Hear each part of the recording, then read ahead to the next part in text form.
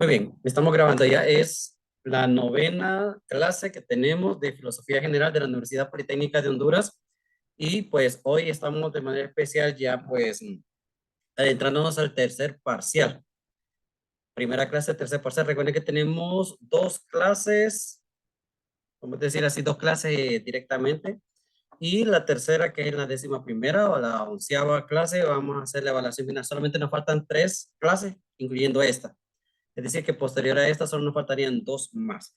Bien, voy a compartir esta pantalla para pasar lista y ver quiénes son los que ya están presentes. Vamos a ver. Tenemos de Tegucigalpa, bueno, César nunca asistió. David Orlando Baquedano. ¿Se encuentra David? No está. De Comayagua, Gladys Margarita Flores. Presente, Lick. Gladys Margarita. Presente. No está. Isis Andrea Pérez. Presente. Lick. Isis Hola. Andrea Pérez. Presente, licenciado. Lick, ¿me escucha? No les escucho la voz. Lick. Isis, ahí está. Gladys Flores. Jennifer Gladys Giselle Margarita Barahona. ¿Qué Jennifer Giselle Barahona. Sí, lo escucha. No está. Jennifer. Hola, Licenciado, nos escucha Lick. creo que el licenciado no me escucha. Jennifer no está. Kevin Alexander López. Hola, hola. Kevin Alexander ¿Qué tal, López. licenciado? Presente. Licenciado, ¿qué tal? Licenciado. A ver, estoy leyendo mensajes, todos le están hablando. No escucho nada. Hola, Lick. No les escucho la ¿Qué voz. tal, Lick? Pero mi compu está bien. Tira todo el volumen. Porque no se escucha.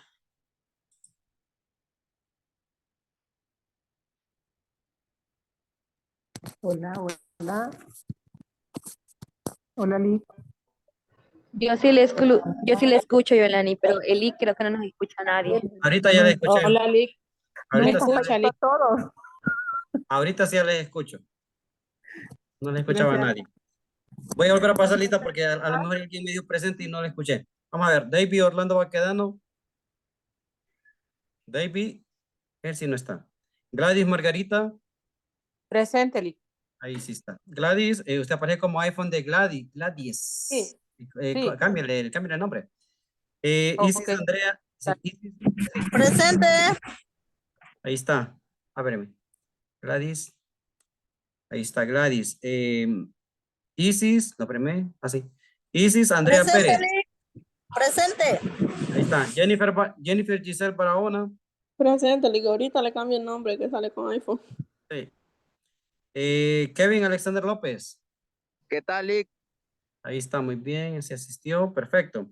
Marina Yolani Flores. Presente. Ahí está. Jensi Damaris Guillén. Presente, Lick. Ahí está, Sí me puede perfecto. conectar a tiempo. Perfecto. La Lima, Lourdes Patricia Almendares. Presente. Ahí está, perfecto. De Danlí, Cecia Bexaí Gaitán. Presente, Lick. Ahí está, perfecto. Francis Jacqueline Nolasco. Presente. Muy bien. Guillermo Adolfo Brooks. Guillermo Adolfo Brooks. Guillermo no está. Entonces, yo creo que Guillermo ya días no se conecta. ¿Será que no va a seguir en la clase? Guillermo no asistió. Kevin David Solano. Presente, licenciado. Ahí está, perfecto. Kimberly Yaceli García. Presente. Ahí está. Lesbin Ramón Girón. Presente. Perfecto. Luis David Gutiérrez Peña. Luis David Gutiérrez Peña. Ahí no está. Maura Gisela Álvarez. Maura Gisela Álvarez. La compañera creo que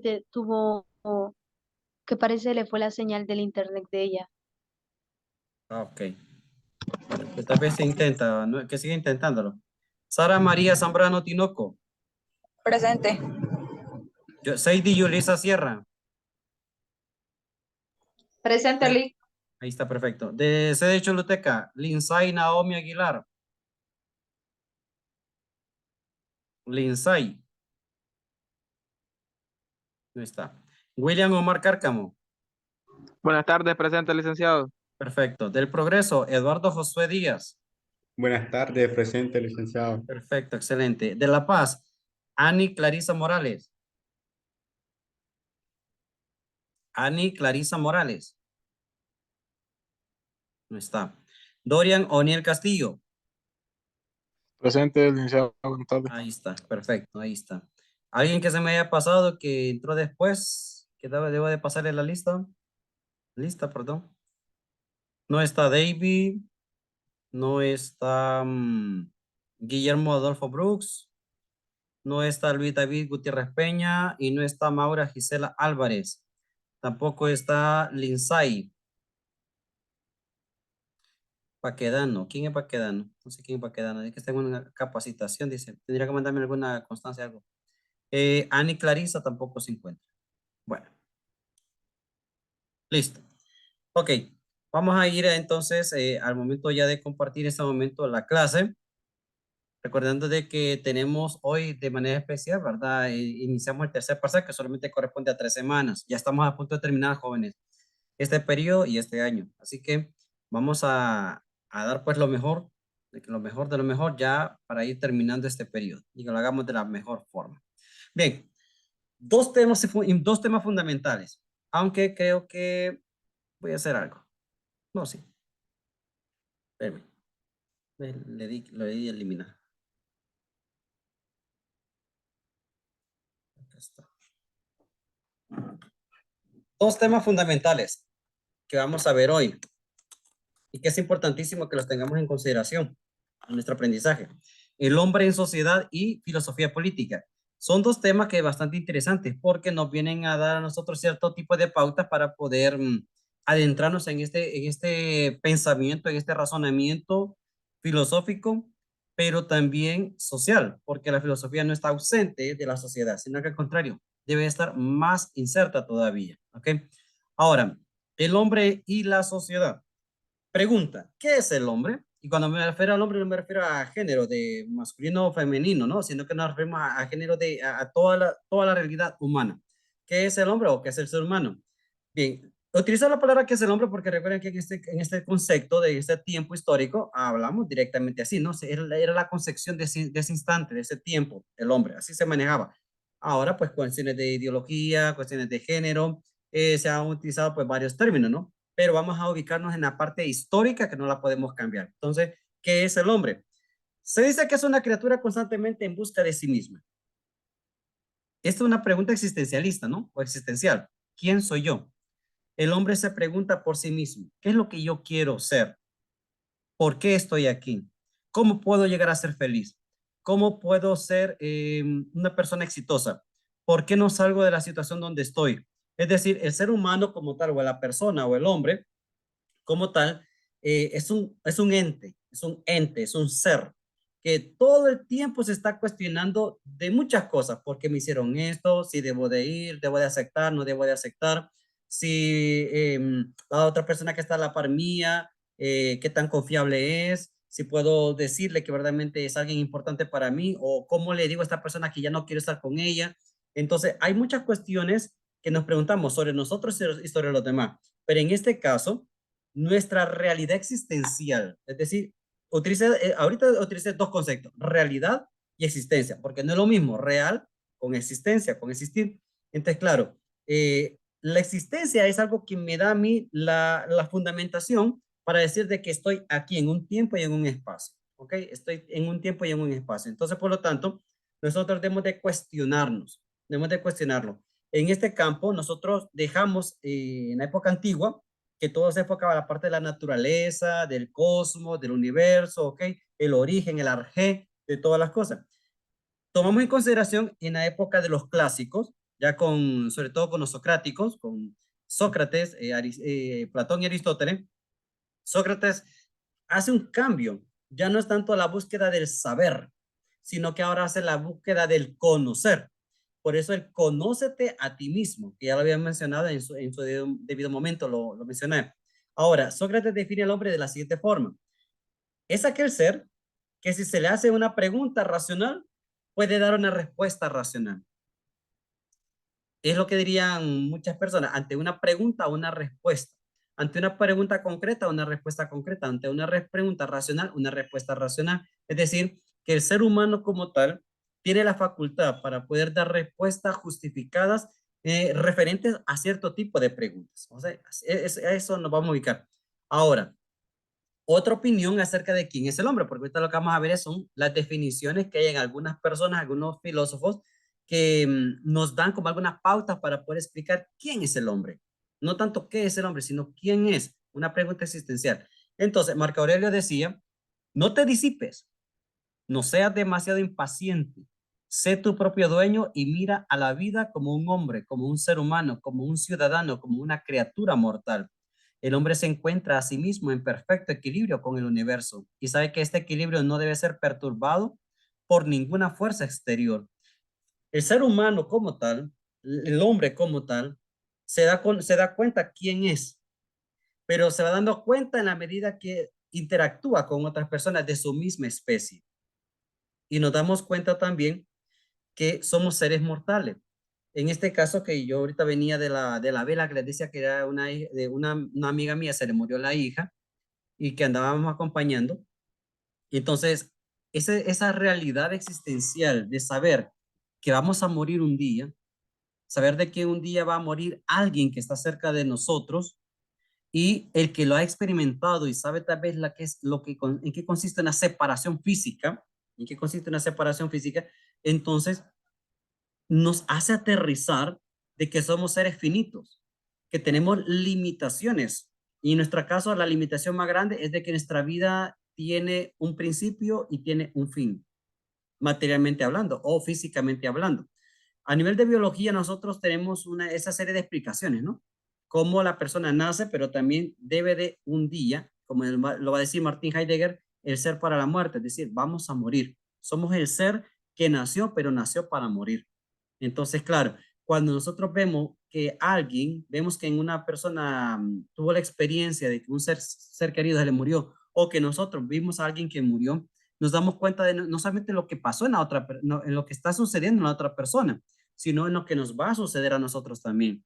Entonces, cuando nos damos cuenta de que nosotros somos seres mortales, que no somos seres inmortales, cuando nosotros nos percatamos de eso, entonces aquí la situación es más todavía, entra a una situación de examinarse,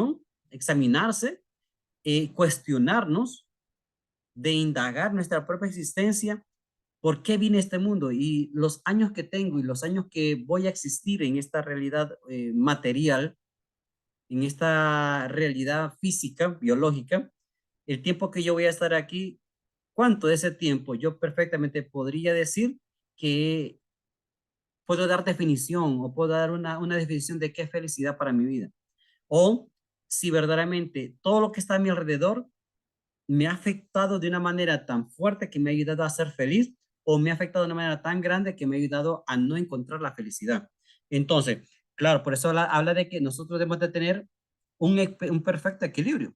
Debemos de estar en ese equilibrio. Nosotros nos damos cuenta que hay cosas externas que llegan a nosotros, queramos o no queramos, pero van a llegar, siempre llegan. Entonces, claro, el hecho de que yo tenga un trabajo y me despidan, por ejemplo, el hecho de que yo tenga una relación con una persona y termine esa relación, impacta fuertemente esa relación que yo tengo con otras personas, con mi ambiente, me va a afectar muchísimo. Pero en este caso, Marco Aurelio dice que nada te perturbe. O sea, nada que sea externo a ti debe de perturbarte, porque lo único que puede perturbarme es yo mismo. Lo único que puede perturbarme, soy yo mismo. Lo demás es externo. Lo demás está fuera de mí. Lo que está fuera de mí yo no lo puedo controlar, pero lo que está en mí sí puedo, porque yo tengo, hago el ejercicio de libertad y de voluntad. Entonces, claro, yo soy libre y tengo la voluntad para hacer algo o para no hacerlo. Inmediatamente nos damos cuenta, entonces, hasta qué punto nos han afectado, nos afectan las cosas externas a nosotros. Entonces nos cuestionamos, nos seguimos cuestionando todavía muchísimas otras cosas. El hombre propende siempre a considerar el estrecho horizonte en el que vive como el centro del universo y a convertir su vida particular y privada en pauta del universo. Entonces, nosotros decimos, ¿qué lugar ocupo yo en este mundo? ¿Qué lugar ocupo yo en mi familia?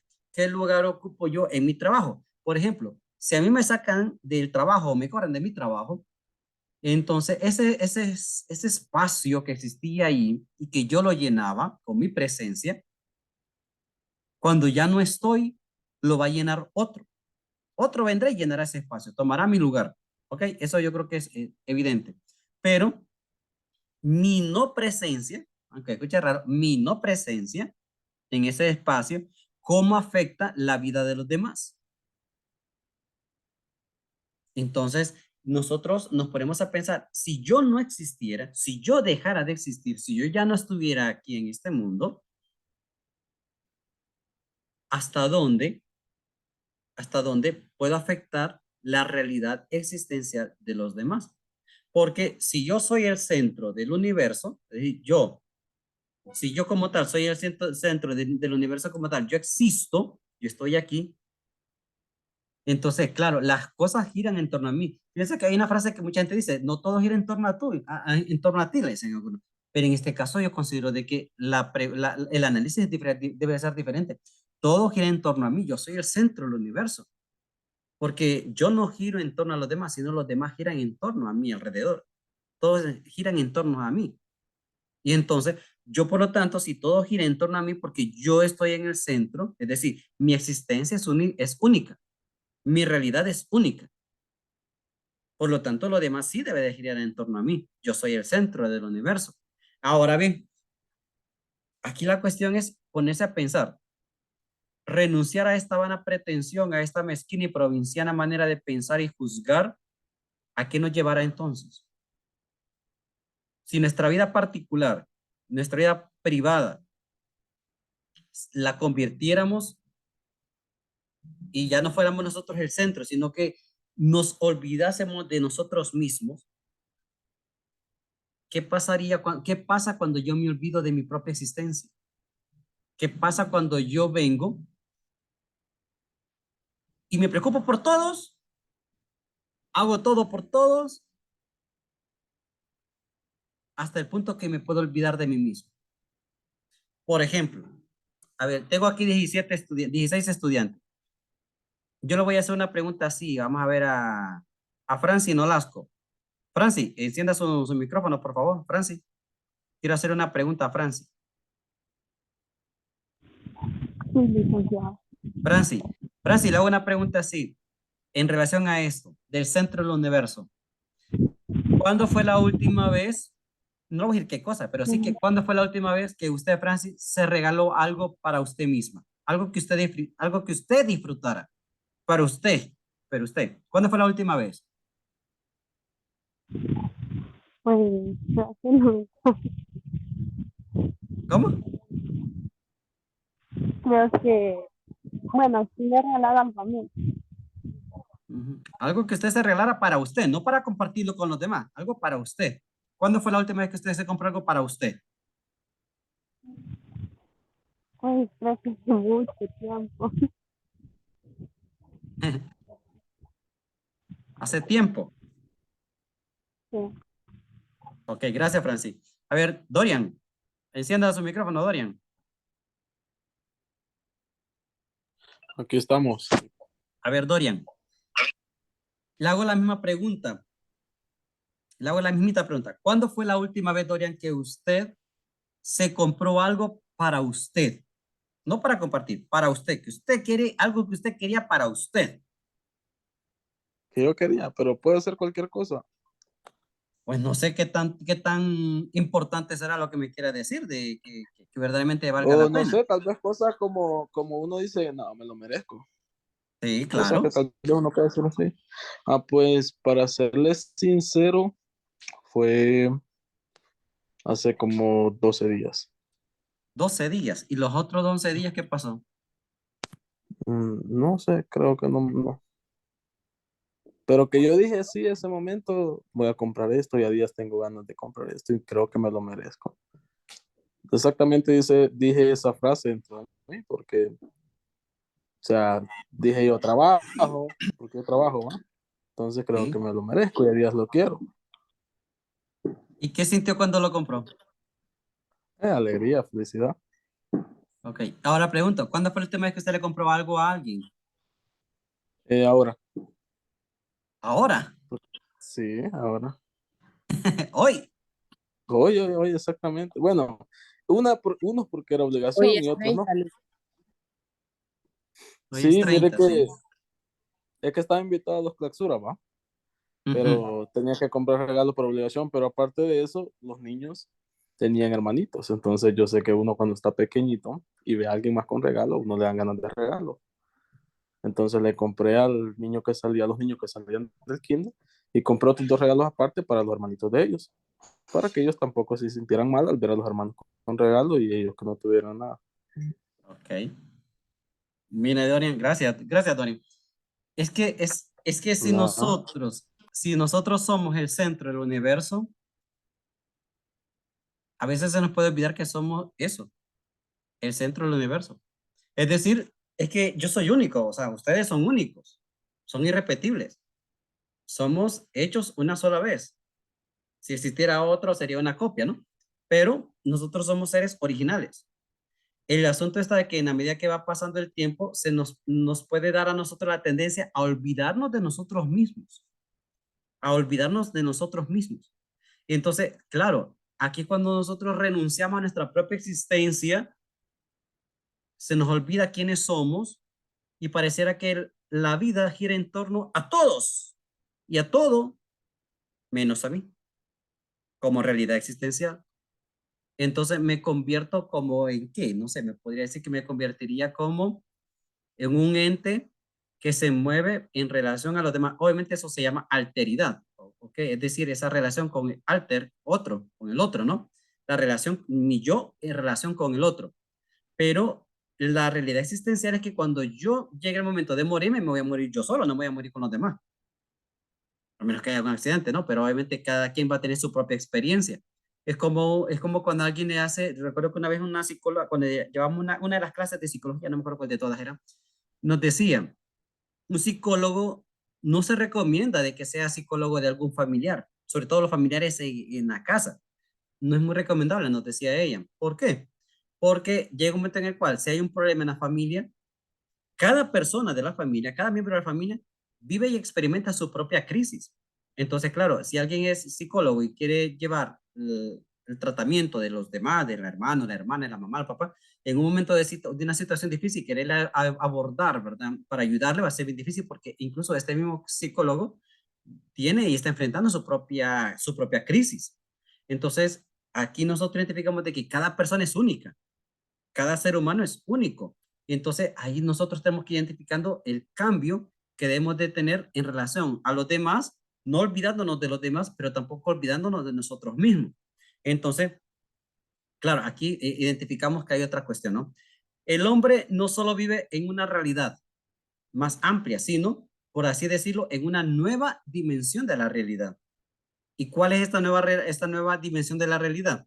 Pues de que hay algo novedoso. El hombre como tal, el ser humano como tal, debe de vivir cosas nuevas, una nueva dimensión de su realidad. Pero ¿cuál es la pregunta? ¿Cuál es esa realidad?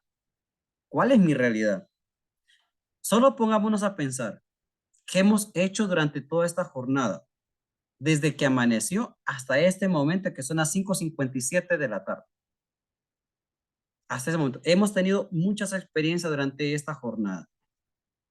¿Esa es nuestra realidad? ¿Esa es nuestra realidad diaria? Vivimos en una nueva dimensión. El problema es que a veces esa dimensión se nos puede volver una rutina. Y cuando se nos vuelve una rutina, entonces nos sacamos de onda, ¿no? O sea, salimos de onda de la cuestión y nos podemos perder. Y vivimos en un mundo que no es el nuestro, incluso. Complicado, ¿no? Muy complejo. Dorian, ¿tiene la mano levantada? Que la vez pasada estuvimos conversando con una psicóloga bastante porque no caíamos sobre ese punto parecido al que estamos hablando.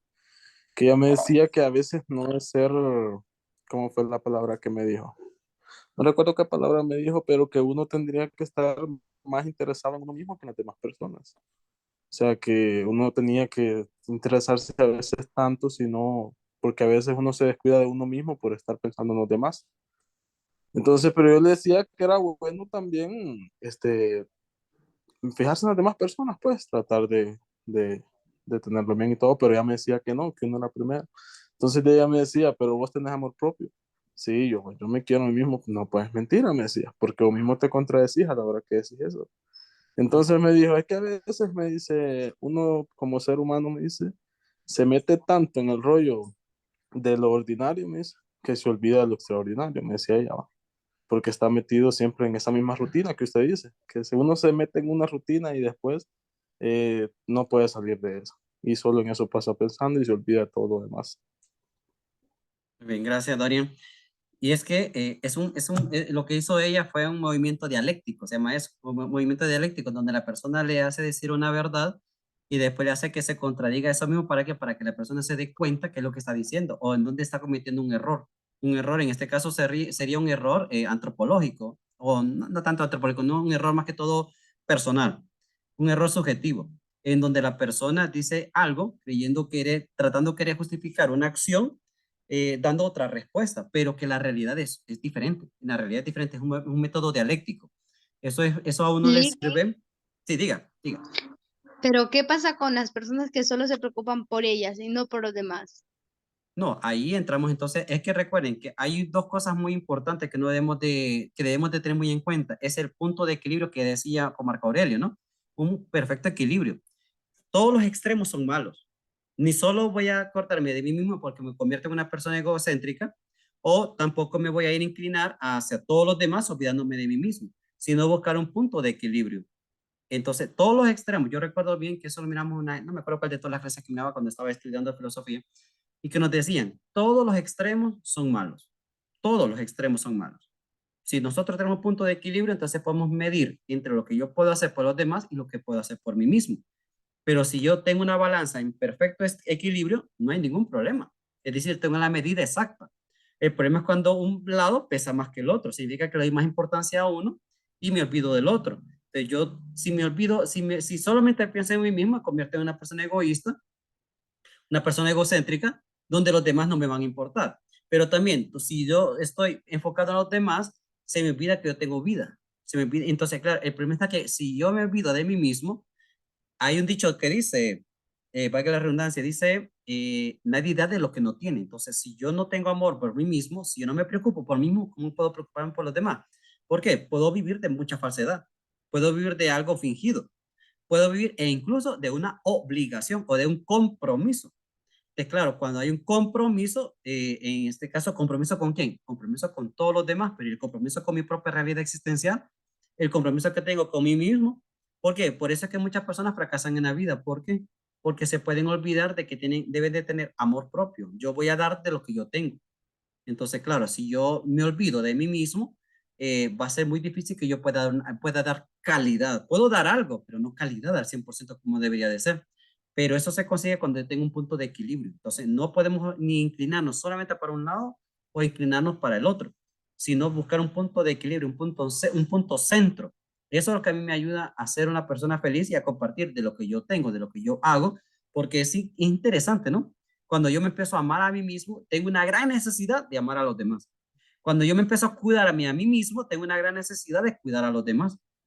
Entonces, no se trata, vuelvo y repito, de buscar solo una o la otra. Es que no tenemos que decidir. No tenemos que decidir por el otro o decidir por mí mismo. Yo decido por los dos, por el otro y por mí. ¿Por qué? Porque yo entonces yo inmediatamente puedo tener un punto de equilibrio es decir, tengo una mente lúcida para poder identificar lo que me ha ayudado a crecer a mí y lo que yo quiero compartir con otra persona que le ayude a crecer también a los demás. Entonces, obviamente yo voy a buscar ayudar de las maneras que yo he vivido, que yo conozco. Es como un médico, ¿no? Un médico le va a ayudar porque tiene conocimiento. Porque tiene conocimiento. Le va a ayudar, una, a lo mejor lo ha vivido, pero otra porque tiene el conocimiento, aunque no haya experimentado. Pero él se da cuenta que tiene conocimiento, que tiene las herramientas para poder ayudar a los demás, pero se preparó para eso. Entonces, claro, yo vengo y ayudo a los demás, pero también me debo de ayudar a mí mismo. No puedo aislarme de mi propia realidad. No puedo aislarme, porque si yo me aíslo, entonces entraría en un problema bastante fuerte, ¿no? A nivel humano, porque entonces me puedo convertir en una máquina de ayuda. Me puedo convertir en una máquina que estoy enfocada a hacer los demás, pero me puedo olvidar de mi humanidad. Entonces, ahí hay que tener, vuelvo y repito, un punto de equilibrio para que no nos perdamos, ni solo aquí, ni solo allá. Es equilibrado. El hombre, como tal, es un animal racional, claro, porque todos tratamos de justificarlo, todos tratamos de analizarlo, de poder indagar lo que está pasando y tratar de dar una explicación. Pero esto es importantísimo. Esto de que el ser humano sea un hombre racional es porque se convierte en un ser simbólico. Un ser simbólico. Recuerden que hay dos palabras que son muy diferentes, lo que son signos y lo que son símbolos. Los signos, pues, es un signo de tránsito, ¿no? De que si yo miro, voy por la calle, en un carro, en un autobús o lo que sea, y yo voy viendo un montón de signos que están en la carretera, que me van dando pautas, instrucciones para que tenga podemos ir un viaje placentero y no tenga complicaciones, ¿ok? Esos son signos. Símbolo es mucho más grande todavía. El símbolo es algo que me ayuda a mí, es un signo que se convierte en un símbolo. Cuando se convierte en un símbolo, entonces, ¿por qué le denomino así? Porque esa simbología afecta a mi vida. Esa simbología está relacionada tan fuerte con mi realidad existencial. Por ejemplo, si vengo yo y le hablase a un islam, si yo empiezo a hablar del islam como tal, que es una religión, ¿no? Entonces, claro, si empiezo a hablar del islam y empiezo a ofender el Corán, por ejemplo, el libro sagrado del islam, el Corán. El Corán es un libro, ¿no? Es un libro con páginas, papel normal, ¿no? Papel y tinta. Pero para el islam no solamente es un libro de papel y tinta, sino que ese libro que se llama Corán, para él, se convierte, aunque sea un signo, un libro, ¿verdad? Se convierte en un símbolo porque le va a afectar su realidad, le afecta su credo, le afecta en lo que cree, le afecta su realidad, le afecta su vivencia. Entonces, claro, ya no es un signo, sino que es un símbolo porque le cambia su vida. O un cristiano con la Biblia, ¿no? O un cristiano con una cruz. Es decir, hay muchas cosas, muchos símbolos, mucha simbología que afectan nuestra existencia, que van a cambiar nuestra forma de pensar, nuestra forma de ver las cosas, de ver la vida. Entonces, el ser humano tiene un lenguaje, ¿ok? Eso se llama filosofía del lenguaje.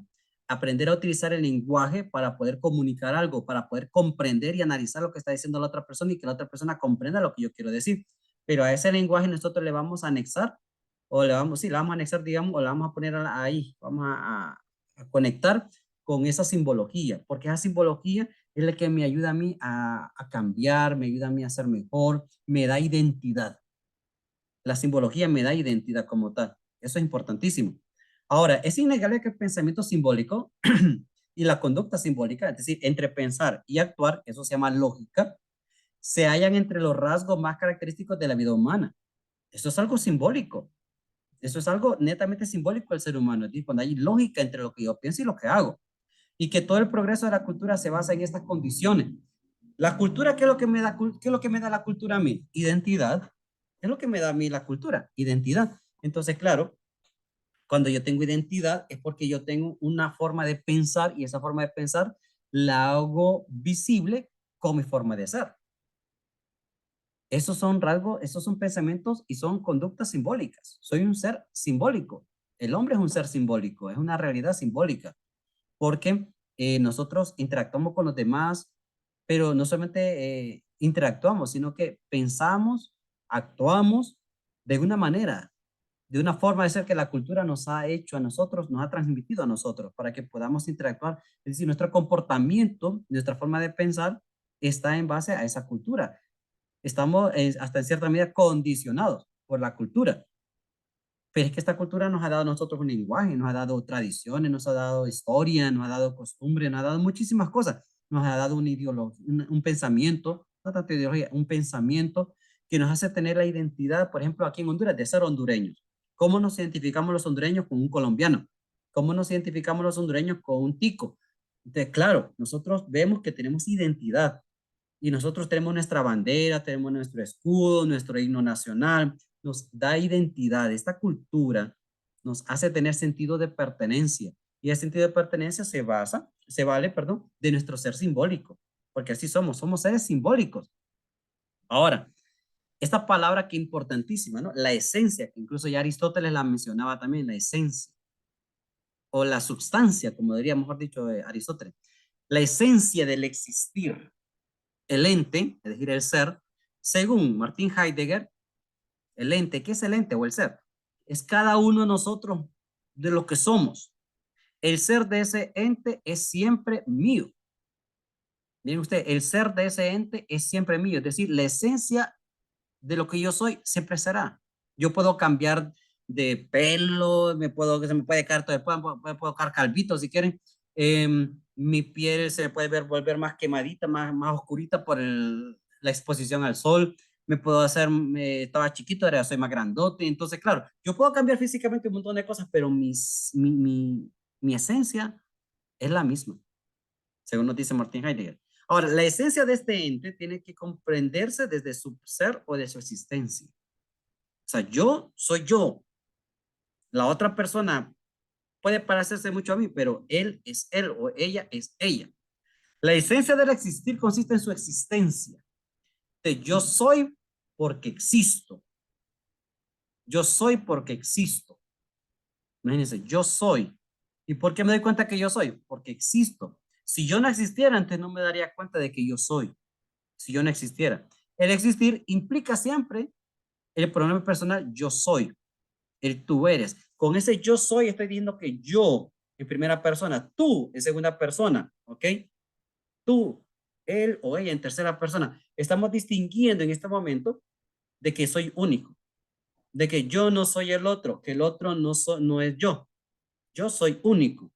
Tú eres único, él o ella son únicos. Entonces, claro, me está diciendo que mi esencia es muy mía.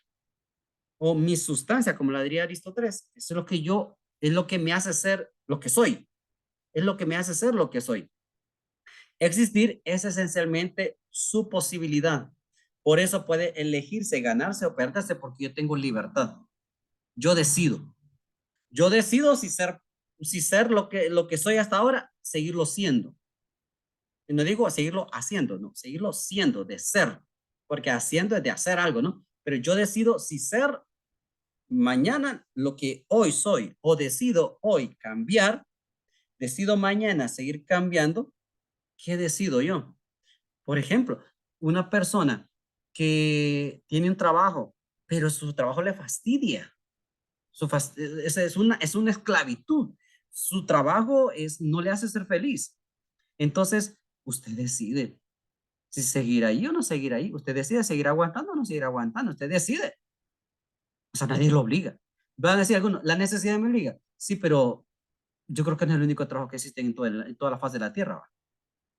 Entonces van a decir a otros, es que mire las posibilidades. Usted decide pensar así. Yo decido pensar así.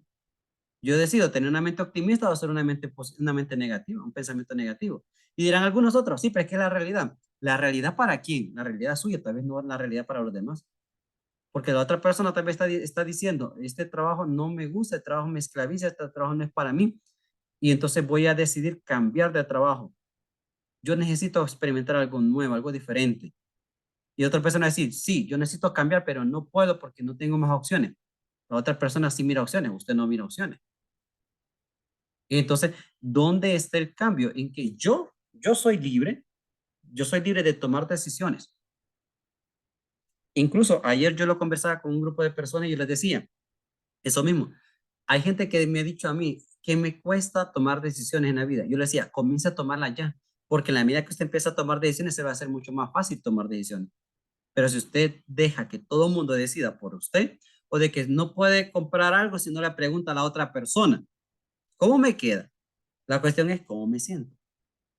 Me siento bien, porque alguien me dice, te queda muy bien, pero si yo siento que me lastima, que me molesta, que me pica la tela, que no sé, es un pantalón que compré, una camisa que compré, me queda muy bien, pero si yo no me siento cómodo con ese tipo de ropa que me están diciendo que me queda bien, me podrán ver muy bien los demás.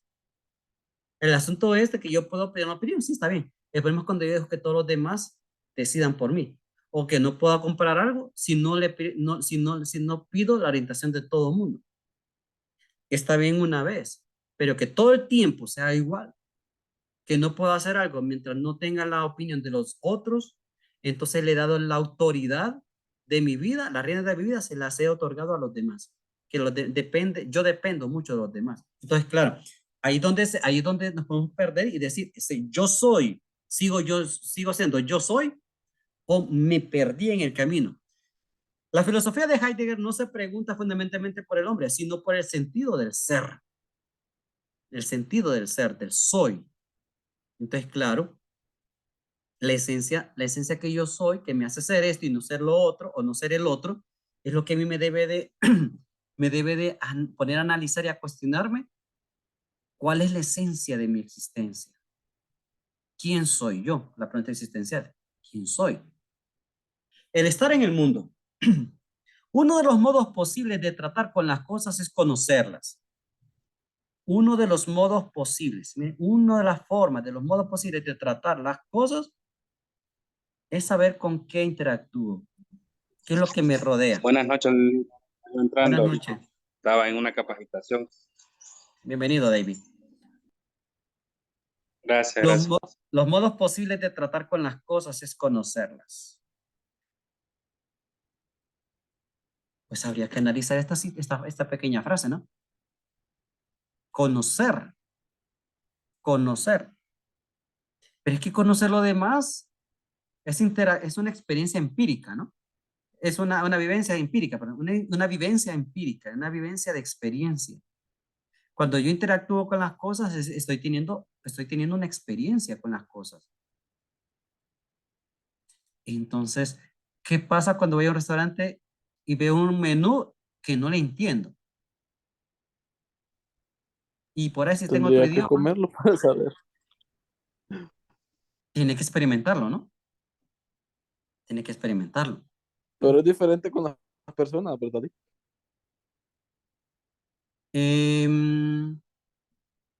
¿Cómo así? O sea, porque igual, a veces una persona, para poder tratar con ella, para poder interactuar a fondo, hay que conocerla bien. Exacto. Sí, sí. Vamos bien. Claro. Debo de conocerla. Debo conocer a la otra persona. Debo de conocer quién es. O debo de acercarme. Ese acercamiento hacia la otra persona y las cosas también, es lo que me ayuda a poder tener como una definición más clara o una visión más clara de quién es o de qué es lo que está fuera de mí. Todos suponen una previa y radical situación del existir. Todos suponen, no está diciendo que es, supone una previa y radical situación del existir. O sea, yo tengo la noción a priori de quién es la otra persona. Algo a priori. Es decir, es antes, a priori, ¿no? Es antes. Entonces yo tengo una noción previa, a priori. Un conocimiento anterior. Pero yo me voy a dar cuenta hasta que interactúo, hasta que tengo la experiencia. El estar, desde luego, en algo que se llama primariamente mundo. Esta realidad mundana, no desde enfoque cristiano, sino de la realidad mundana del mundo, de una realidad existencial del mundo, del cosmos. Es decir, yo me doy cuenta que estoy en este mundo. Yo me doy cuenta que estoy aquí. Que estoy aquí y no estoy allá. Que usted está en este momento, no sé dónde está usted, si está sentado, está parado, qué es lo que está haciendo, no sé. Pero usted está en un espacio. Yo estoy en un espacio. Estoy en un tiempo, ¿aquí en qué tiempo? Ahorita, en este momento estoy aquí. Mi realidad en el mundo es que yo tengo este espacio y que no estoy a la par, que no estoy adelante, no estoy atrás, no estoy en la calle, estoy aquí. Aquí estoy. El estar en el mundo no son las cosas que hay dentro del mundo, las intramundanas. La naturaleza tampoco es el mundo, sino un ente que encontramos dentro del mundo. La naturaleza es decir que tiene, si decimos que es ente es porque tiene vida. Tiene vida. Dentro de un mundo, la naturaleza tiene vida, es orgánica. Entonces el mundo es ontológicamente, recuerden que ontología es ciencia que estudia el ser, entonces el mundo es ontológicamente un carácter del existir mismo. Existe porque está allí. El mundo está aquí. Entonces aquí nosotros identificamos también de que la existencia como tal nos hace desbaratar nuestro pensamiento, nos viene a alborotar nuestra existencia y nuestras ideas. ¿Para qué? Para identificar que estoy aquí, yo existo, de que no soy un invento.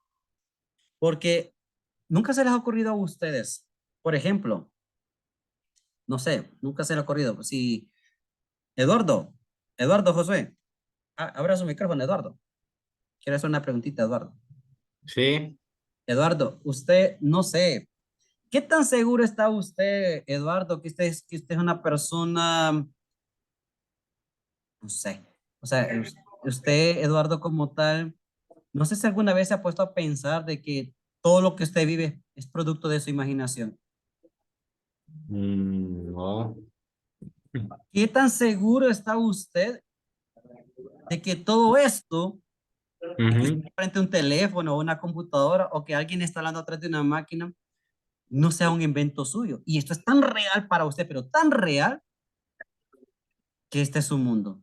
Pero que al fin y al cabo no sea el verdadero mundo real, no sea un mundo para los demás. Este es su mundo, pero a lo mejor habrá alguien que esté afuera de usted diciendo, miren lo que está haciendo, pobrecito. Él cree que está hablando con un teléfono, pues como que está hablando con alguien de seguro.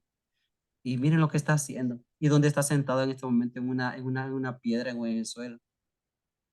¿Qué tanta certeza tiene usted, Eduardo, de esto? Bueno, yo me siento seguro por el contacto físico con objetos. Yo siento que es real, pues. Usted siente que es real, Ajá. siente sentimientos. Los sentimientos nos pueden engañar. Los sentimientos vienen de los sentidos y los sentidos no siempre nos dan lo que nosotros creemos que es verdadero. Correcto, los sentimientos nunca son ciertos. Ciertos o reales. A veces nos podemos equivocar. Entonces, habría que ver si Eduardo verdaderamente esta es una realidad o todo es producto de su mente. No puedes ir de su imaginación, porque la imaginación es yo me imagino algo, pero yo soy consciente de que me imagino algo. La cuestión es de su mente. Si todo esto no estará girando en torno a su mente nada más, y cree que está hablando, y cree que está en una universidad estudiando, hasta le puso nombre también, Universidad Politécnica de Honduras, le puso nombre. Y cree que hace trabajos, y cree que platica con la gente, y cree que anda cuando se sube a un vehículo, y los que están afuera de él solo lo quedan viendo. Y dicen, pobrecito, ¿cómo lo perdimos, Eduardo? A ver qué estará pasando por su mente en este momento, de estar diciendo a la gente alrededor de Eduardo. A saber qué tiene en su mente, pero para él es tan real lo que está pasando en la mente de Eduardo, que ese es su mundo real. Él existe en ese mundo real. Pero la gente que está alrededor de Eduardo, dicen, a saber qué estará pensando él, a saber qué está viviendo en este momento en su mente.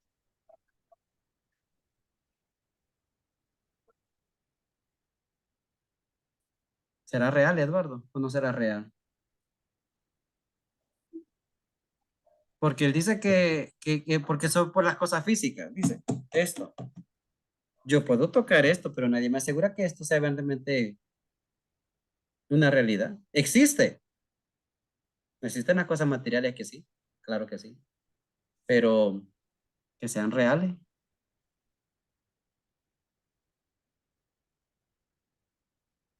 A lo mejor usted que está en este momento viendo supuestamente una clase y cree usted que está en una clase, pero en el fondo, no, en el fondo no, en la realidad, a lo mejor usted está inventándose todo esto.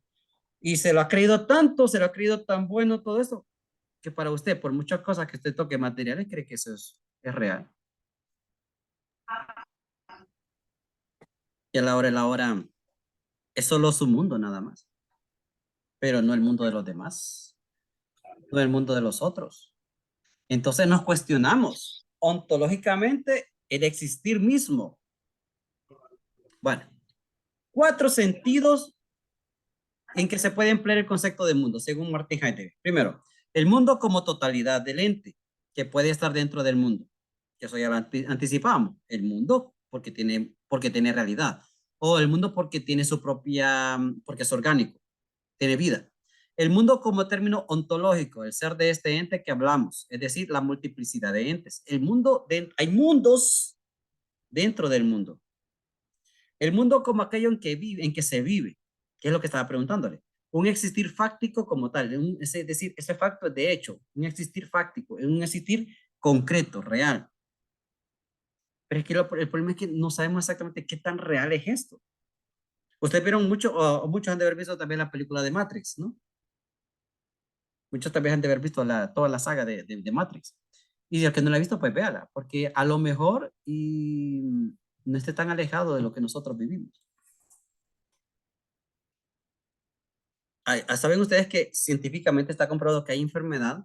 No me acuerdo del nombre de esta enfermedad, que la persona cree que está viviendo en un mundo y todo lo que mira vehículos, se sube los carros y todo, y hay una enfermedad psicológica, una enfermedad en la mente, pues, y eso es comprobado científicamente, que la persona llega a creer de que todo es una realidad, pero todo pasa por su mente nada más, pero solo en su mente, solamente en su mente. Y eso es una enfermedad comprobada. Se le llama licenciado, se le llama esquizofrenia, ¿verdad? No, hay otra enfermedad, no me acuerdo cómo es, porque la esquizofrenia sí puede vivir ahí, pero hay cierto tipo de variación. No me acuerdo cómo se llama ahorita, porque yo la miré en una clase y incluso la estuvimos, pero es que fue hace años que hicimos esa investigación, ya no me acuerdo mucho. Pero, porque la esquizofrenia incluso puede escuchar a la gente que escucha voces y todas las demás cuestiones, ¿no? Incluso yo tuve un amigo, un compañero que lastimosamente se terminó suicidando porque no, aunque tenía tratamiento psiquiátrico y toda la cuestión, no soportó ese tipo porque no sabía cuál era la realidad. O le escuchaba voces, se le sentía cosas, experimentaba una realidad totalmente diferente y para él era una realidad, eso era su mundo también. Pero el problema es que él no, llegó un momento en el cual ya no sabía cuál era la realidad. Él ya no sabía exactamente, él se mezclaba tanto una cosa con otra porque él experimentaba una vivencia, como lo decía el compañero Eduardo, que porque él tocaba cosas, así que para él ese era lo más concreto posible. Pero este amigo, este compañero de clase, llegó un momento en el cual ya no sabía cuál era la realidad y cuál era producto de su mente. No vuelvo y repito, no imaginación, de su mente. O sea, porque es que la imaginación es solamente yo me imagino algo, pero yo me estoy imaginando, estoy pensando algo. Pero la cuestión es cuando es una idea, ya es mi mente como tal, la que provoca las ideas, la que provoca la realidad, la que me hace sentir, experimentar los sabores, olores y todo lo demás, mis sentidos se despiertan ante esa realidad. Y en este caso ese amigo, ese compañero, un compañero mío, llegó un momento en el cual ya no sabía distinguir qué era lo supuesto, entre comillas, real y lo que era producto de su mente. Y claro, esa es la esquizofrenia, como decía el compañero, pero hay otra enfermedad todavía mucho más severa todavía, que es crearse todo un mundo, una realidad en su mundo, donde nunca ha existido esa realidad, jamás ha existido. Pero la persona Licenciado, vive, mande. licenciado, digamos, una persona que se puede volver loca, así como Friedrich Nietzsche, que al final pues él quedó loco, ¿verdad? Sí. Se debe a que son muy inteligentes o digamos todos estamos propensos a quedar así. Habría que hacer un historial de cada persona. Habría que hacer un historial, pero bueno, repito, en esta vida nada está dicho. Hay gente que tiene, por cierto tipo de traumas que ha pasado en la historia en su vida, le hace cambiar totalmente la forma de ver la vida. Por ejemplo, la muerte de un familiar, o un abuso sexual, por ejemplo, o violencia doméstica, o el trauma de que hubo una persecución, de que fue testigo de un asesinato. Entonces, claro, hay cierto tipo de experiencias o anti-experiencias que uno experimenta en la vida que nos hacen ver nos hacen ver lo que está pasando de una manera diferente. Es como alguien Sí, que le pregunta. es verdad, porque digamos, licenciado, disculpe que le voy a interrumpir.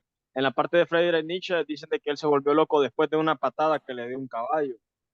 Desde Es ahí cierto. igual empezaba a consumir lo que es el orine y el excremento del mismo. Entonces ya se miró como que él ya estaba trastornado, pues, en pocas palabras. Fue un trauma entonces. Claro, en ese caso fue un trauma bien fuerte que pasó él. Aparte de que había muchas otras, no solamente era eso, ¿verdad? Sino que había muchas otras cosas que ya venía arrastrando Nietzsche y que todo esto se metió en la mente de él, su forma de pensar, su forma de hablar, su forma de ver el mundo, su forma de interpretar las cosas de la realidad. Claro, no solamente fue no solamente fue por la patada del caballo, ¿va? Sino de que habían más cosas, habían muchas más cosas también que a él hicieron ver las cosas de manera Licenciado, diferente. pero dicen de que así como licenciado, licenciado, ¿Sí? ¿Kevin? licenciado, así como dicen de que Friedrich Nietzsche empezó a cuestionarse todo lo que él se cuestionaba, se preguntó por qué las cosas, lo que usted está hablando ahorita, pues, o sea, se preguntaba por qué las cosas son así, empezó a preguntarse, y llegó un momento en el cual él no tenía una respuesta verídica de lo que estaba preguntándose. Entonces, esto lo he hablado con mi papá y dice de que en el momento de cuestionarse de una manera profunda o demasiado, así como usted dice, profunda o de izquierda, así como digamos muy profundo, de un lado de izquierda, de un lado derecho, el estado de ánimo y el estado mental le puede ocasionar daño, ¿verdad? A lo largo. Sí, es que vuelvo y repito, cada persona es muy independiente, muy diferente la forma de ser. Ahora, lo importante es que la persona se dé cuenta eh, quién es, que se cuestione quién es, porque en ese cuestionarse que yo voy descubriendo si estoy en lo correcto o estoy equivocado. Miren, cuando uno se pregunta, cuando uno se cuestiona, entonces cuando uno sale de su estado de confort, un estilo de vida que ha llevado, y cuando yo me empiezo a cuestionar, entonces, claro, yo voy viendo, voy identificando dónde estoy, qué hago, por qué hago esto. Fíjense que hay personas que todo el mundo le ve un defecto que le está perjudicando y a veces la persona misma no se lo ve y lo continúa haciendo y lo continúa haciendo hasta que por fin, cuando se detiene a pensar, se da cuenta de que hay algo que a los demás no le gusta, algo que le lastime, le hiere a la otra persona y también yo no me daba cuenta. Entonces, cuando yo me empiezo a cuestionar quién soy y qué es lo que hago, entonces es cuando tomo conciencia, ser consciente, ya con conciencia. Entonces, claro, inmediatamente yo puedo identificar, pues chica, esto lo he hecho tantos años y yo no me daba cuenta. Yo no sabía por qué la gente se alejaba de mí. Y es que es por esto y esto y esto. Entonces, cuando a mí que me cuestiono y yo me pregunto, entonces yo aterrizo qué es lo que estoy viviendo, qué es lo que estoy haciendo, qué es lo que estoy experimentando. Ahora, vuelvo a repito, cada persona tiene su propia experiencia. Lo que Nietzsche le pasó no significa que le va a pasar a todo el mundo tampoco, ¿no? No vamos a ser extremistas. Pues les digo que todos los extremos son malos.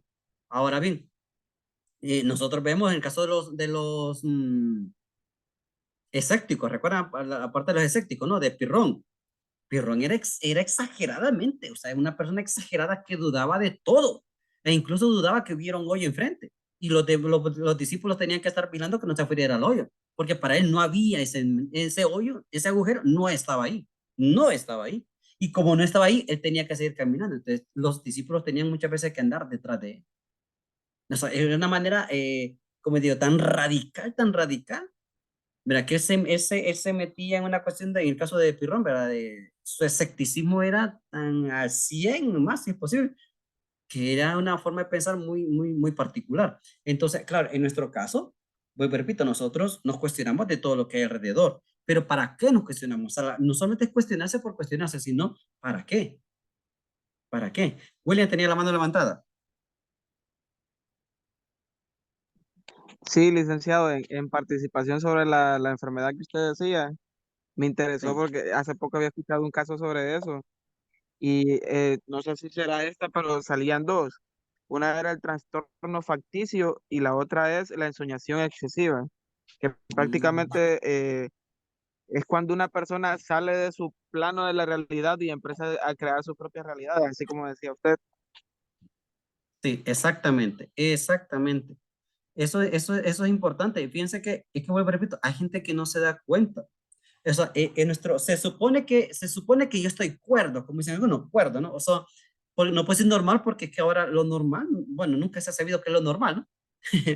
Nunca se ha sabido que es lo normal. A veces dicen, voy a decir lo que la gente nunca hace falta. Cuando hablan de, por ejemplo, de un filósofo, son locos, pero que yo digo, ¿qué es estar cuerdo? ¿Qué es estar cuerdo? O sea, ¿qué es lo normal, entre comillas? Porque lo normal para mí no necesariamente es lo normal para los demás. Y aquí la cuestión esta es, eh, en este caso ya hablamos de que son palabras diferentes, ¿no? Cuando ya son problemas psicológicos o problemas de la mente, que la persona ha creado una realidad en su mundo, en su propia mente. Y esa es su realidad. Incluso esta podría ser mi realidad, que yo creo que soy un docente, que yo creo que soy un profesor. Y la gente que está alrededor mío podrá estarme viendo y va a decir, cree que es un profesor, miren cómo habla. Y él se cree que está dando clase, pero esta es mi realidad. Ahora la cuestión es de que nosotros nos cuestionamos si nuestra realidad es esta, pero ¿por qué? Porque quién sabe que a la hora de la hora, ven, no sea yo uno de esos que creo que esta es mi realidad y no es una realidad, sino que es producto de mi mente, de mi razonar. Mi cerebro trabaja de esa manera. El cerebro es un misterio. El cerebro es un gran misterio. Nosotros no desarrollamos ni la mitad de nuestro cerebro. Entonces, dice, ¿verdad? Lo científico. Ahora la cuestión esta es, yo me cuestiono, pero ¿para qué me voy a cuestionar? Dorian. Una pregunta, licenciado. Creo que fue Albert Einstein que dijo una frase que decía, ¿estoy loco yo o los locos son los demás? Pero no sé conforme, o si sabe usted conforme a qué dijo esa frase él. No lo sabría decir. No le había escuchado esa frase. Sí, porque esa frase siempre lo he pensado yo. O sea, a veces tal vez él quería decir sobre algunas cosas que uno piensa y tal vez los demás no estén de acuerdo. Pienso yo, o no sé. Hay un escritor que lastimosamente ya murió. A mí me encantaba leer las columnas de él, de Jorge Montenegro, aquí en Honduras. Me encantaba cómo escribía Jorge Montenegro. Me encantaba. Porque incluso hubo uno de los artículos que a mí más me gustó, que, que en el título me parece que decía, ¿quiénes son los locos? ¿Quiénes son los locos? Jorge Montenegro escribió ese artículo, a mí me gustó y lo leí, súper interesado, porque era muy filosófico incluso, porque él decía, ¿quiénes son los locos? Decía, ¿quiénes son los locos?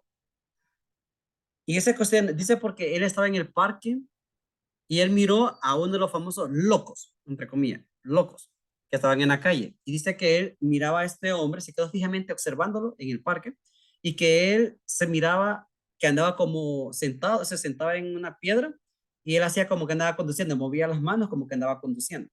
Y se le miraba tan feliz conduciendo, pero muy feliz se le miraba a él, muy, muy feliz. Y después dice que él salía corriendo como que estaba dentro de una avioneta, supuestamente. Y él salía corriendo y con su brazo extendido como que fuera dentro de una avioneta. Y él se miraba sumamente feliz, como él corría libremente, corría libremente, feliz. Y entonces él decía, porque él relataba más cosas que iba haciendo este hombre, pero en todo lo que mira que este hombre en su locura hacía, se le miraba siempre feliz. Y entonces él se cuestionaba, ¿quiénes son los locos verdaderamente? ¿Quiénes son los locos? Porque nosotros nos llamamos normales, los que nos llamamos normales, entre comillas también, nos llamamos cuerdos supuestamente. Mucha gente se levanta deprimida, cansada, agobiada, preocupada, estresada. Nos llamamos normales. Y esa normalidad que nosotros vimos diariamente, a mucha gente no le hace ser feliz. Sin embargo, aquel hombre loco que supuestamente está ahí, lo que en su locura, en su mundo, él era muy feliz. A él no le preocupaba si lo miraba a alguien, que andaba en el carro supuestamente, que andaba en la avioneta supuestamente. A él no le interesaba nada.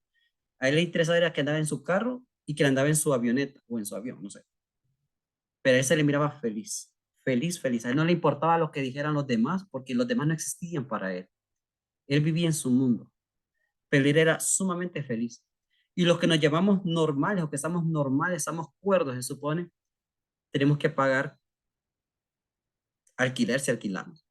Tenemos que pagar la comida si la compramos. Tenemos que pagar agua. Tenemos que pagar el internet. Tenemos que pagar el transporte. Tenemos que pagar las deudas que tenemos. Y nos vemos tan preocupados, tan estresados, que aquel loco no estaba estresado por nada. Pero yo sí que digo ser normal, que digo ser cuerdo, me vivo estresado, preocupado por todo. Y entonces él se preguntaba, ¿quiénes son los verdaderamente locos en este mundo? Porque aquel hombre se le considera loco, pero vive feliz. ¿Quiénes son los verdaderamente locos en este mundo entonces? Porque si loco es sinónimo de felicidad, decía ahí, y me cuestiona también, me gustaría ser loco a mí también entonces. Para ser feliz, donde no me importa lo que piensen los demás, donde no me importen los otros. Es decir, no me importa en el sentido de que no me importa las críticas que podrían hacerme, porque la gente lo criticaba, lo señalaba, ese loco es lo que anda haciendo, como, cree que anda en esto, cree que anda en lo otro, pero él en su locura era feliz. Y entonces la pregunta es, si ser loco es sinónimo de ser feliz, yo preferiría ser loco mejor. Y entonces aquí nosotros no cuestionamos, a mí ese artículo, a mí nunca se me olvidó por eso ese artículo de Jorge Montenegro, porque ¿quiénes son los verdaderamente locos en este mundo? Y si ser loco es sinónimo de ser feliz, pero la cuestión está de que todos los seres humanos tenemos un grado de locura, todos tenemos un grado de locura. Pero claro, obviamente, habría que analizar todavía mucho más lo que estamos viviendo, nuestra realidad existencial. Eso tenemos que analizarla mucho más todavía. Pero bueno, sigamos. No hay un mero sujeto sin un mundo. O sea, si yo existo, ¿por qué te voy a existir en un tiempo y en un espacio físico? Ok, no hay un mero sujeto sin un mundo. En virtud de la índole constitutiva del existir, tampoco hay un yo aislado sin los demás. Los otros coexisten en el estar en el mundo. Ese sentido de alteridad, de alter, el otro. Yo estoy en este mundo, existo en este mundo porque me doy cuenta de que existe un mundo, pero yo me hago humano en la medida que interactúo con otros humanos. Yo soy hombre en la medida que interactúo con otros hombres. Entonces, el mundo del Dasein de Heidegger, el Dasein es el ser que está allí arrojado en el mundo, el ser humano, el ente que está tirado en el mundo, que está arrojado en el mundo, que está puesto en el mundo. Entonces, el mundo del Dasein, o de ese ser que está ahí, es un mundo común. El estar es un estar con otros. El ser en sí intramundano, el ser que está dentro del mundo de estos es coexistencia. Yo coexisto. Yo existo con los otros. Es decir, que nosotros, si alguien lleva sociología, que yo doy imparto la clase de sociología, vemos también esa parte, ¿no? Y eso yo lo explico. El ser en el mundo, es decir, no soy una isla. No soy una isla abandonada allá en medio del mar, en medio del océano, no. Es una realidad que coexiste. Yo existo en relación con el otro. Interesante. Ahora, dejamos un poquito la parte esto de la realidad existencial, nos metemos ahora sí brevemente a la filosofía política. ¿Por qué hablar de filosofía política? Bueno, filosofía, recuerden que es ese amor a la sabiduría, ¿no? Pero ese amor a la sabiduría, esa búsqueda por el saber, nos debe de llevar a la parte política. ¿Por qué la parte política? No la política como la conocemos tal vez día como la politiquería, sino una política como ciencia. Política, polis, de la polis. Polis es ciudad. Polis es ciudad. Entonces, la política como tal es una ciencia que estudia el hombre en sociedad. El hombre en sociedad. Ahora, la ciencia política es relativamente reciente como ciencia. La política ha sido objeto de estudio y reflexión ya desde Aristóteles. Ya desde Aristóteles, porque esa manera de cómo la sociedad debe de estar estructurada, cómo la sociedad debe estar ordenada. Y para que esté, debe estar bien ordenada y que haya un bien entre todos debe de haber leyes. Entonces, las leyes van a regir el comportamiento del hombre en relación con los demás. Ahora, el vocablo política se deriva de la palabra griega polis o políticos, ciudad, ciudadano, ya lo decía, ¿verdad? Eso es ser social. El término política es transmitido por la obra de Aristóteles en el famoso libro La Política, que les invito a que lo compren. ¿No? Aquí tengo el mío, ahí lo tengo, en la biblioteca mía. Entonces, la política. Es importante ese texto de la política de Aristóteles, así que los que la puedan leer, leanla, la pueden comprar en las diferentes librerías. Se puede decir, bueno, incluso también está en digital, en libros digitales. Se puede decir que al hablar de política es hablar de la lucha por el poder. Wow, aquí sí entramos a otra cuestión, ¿no? La política es una lucha por el poder. Lucha que se ve reflejada entre gobernantes y gobernados. Norberto Bobbio dice, si se considera la polis como sujeto, pertenecen al ámbito de la política los actos siguientes. ¿Cuáles son los actos siguientes? Bueno, primero, la política tiene que ver con el ordenar o prohibir a los miembros de un determinado grupo social. ¿Ok? 2, el ejercicio de un dominio exclusivo sobre determinado territorio. Por eso hablamos de poder. 3, legislar con normas válidas, es decir, normas válidas porque son aceptables. Y son aceptadas porque la misma comunidad, antes de convertirlas en ley, ya las vivía. 4, extraer los recursos naturales y materiales de un sector de la sociedad y distribuirlos a otro. Es lo que nosotros podemos identificar como comercio, podemos decir como lo que nosotros tenemos como materia prima. Entonces esa materia prima nosotros la llevamos hacia otros lados, hacia ese tipo de negociaciones, de comercio, de capital. ¿Ok? Son recursos naturales. Son recursos naturales y materiales que nosotros podemos compartirlos de una sociedad a otra. ¿Okay? Rousseau, Jean-Jacques Rousseau, concibió la política como, recuerden que Jean-Jacques Rousseau nos ubicamos en la parte de los ilustrados. Ok, allá después del Renacimiento vendrá pues posteriormente la Ilustración, siglo XVIII. Entonces, Jean-Jacques Rousseau, de los ilustrados, que escribió también para la famosa enciclopedia de Diderot, de la enciclopedia, de Rousseau escribió y habló acerca de la política y dijo lo siguiente, que la política es la actividad que tiene por objeto regular, palabra importante, regular y coordinar la vida social por medio de una función de orden, poner orden en la sociedad, de defensa y de justicia, para mantener la superación y la cohesión de un grupo social determinado. Eso es la definición que tiene de política Rousseau. Entonces, Rousseau es interesante porque habla de una regulación y de una coordinación. Entonces, cuando hay regulación por las leyes y cuando hay una coordinación porque las mismas leyes se encargan de eso, entonces va a haber un buen orden en la sociedad. Va a haber una sociedad justa, una sociedad que va a defender, una sociedad ordenada. Entonces, claro, la política como tal, entonces es algo bonito. La política como ciencia es algo hermoso, porque regula, coordina la vida de las personas. Eso es interesantísimo. El problema es cuando se empieza, cuando ya no se toma a la política como debe de ser. Y se va a tergiversar la idea de política. Ahí la cuestión ya cambia. Hay dos niveles de análisis sobre la política. Primero, la micropolítica, es la que está en micro, pequeño, ¿no? En macro es algo grande. Entonces, la micropolítica, sobre todo, es como la enseñanza política que nosotros recibimos. Y en este caso, la micro es cuando tenemos la relación de una forma directa, ¿no? Una forma directa de contacto personal.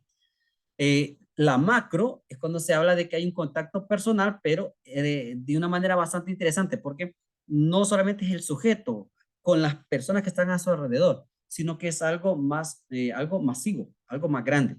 ¿Ok? Y algo interesante, de que no es una relación directa entre este sujeto, entre yo como sujeto y el otro sujeto que está delante de mí, sino que necesitamos intermediarios.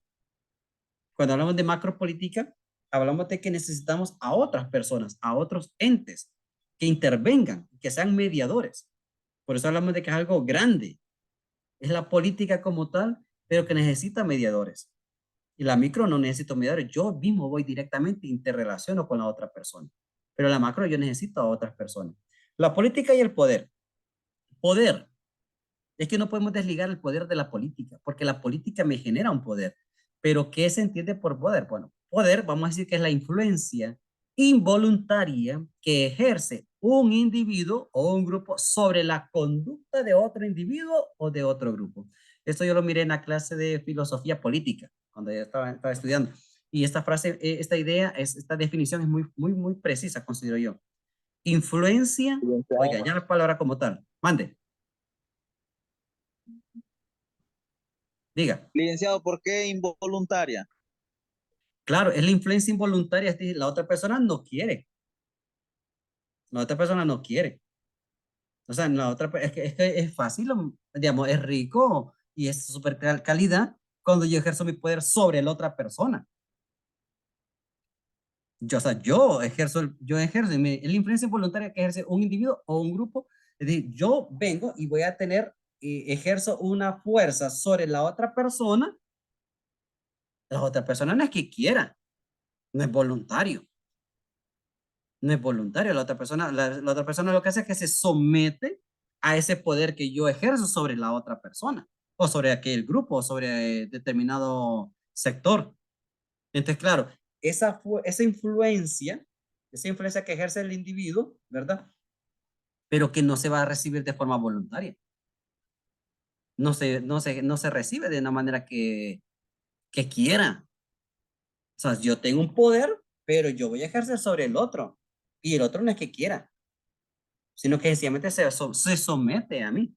Pero es que miren, es interesante porque la forma, por eso digo que el poder depende de cómo se interpreta el poder. Incluso vamos a ver, el poder ha sido empleado para interpretar los más diversos aspectos de la sociedad, desde los pequeños grupos hasta las grandes empresas, desde la familia hasta las relaciones entre clases sociales.